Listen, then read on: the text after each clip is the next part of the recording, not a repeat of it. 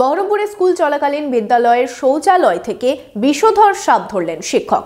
বুধবার মনীন্দ্রনগর উচ্চ বিদ্যালয়ের সাপ দেখতে পান পড়ুয়ারা।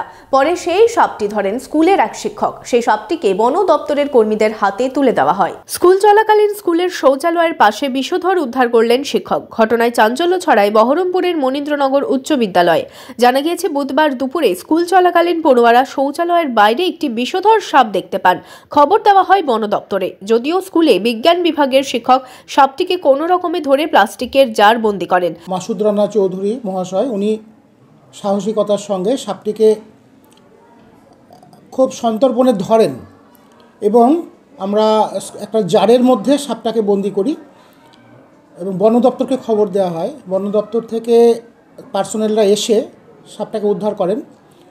তো ছাত্ররা এতে একটু আতঙ্কিত হয়ে পড়েছে, সঙ্গে সঙ্গে আমরা আতঙ্কিত হয়ে পড়েছি, কারণ স্কুলের পেছনে কিছু ঝোপঝাড় আছে, জঙ্গল আছে, সেখানে সাপ মাঝে মধ্যেই দেখা যায় এবং কখনো কখনো স্কুলের কম্পাউন্ডেও তারা চলে আসে।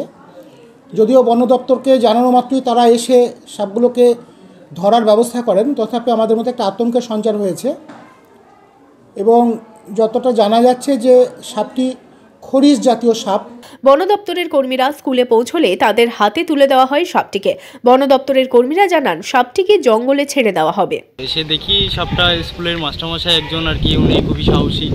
দেখলাম ওটা খুব সুষ্ঠুভাবে রেস্কিউ করে উনি একটা জারের মধ্যে রেখেছে এবং আমরা এসে এটা দেখলাম যে এটা একটা স্পেকটিক্যাল কোবরা আর কি।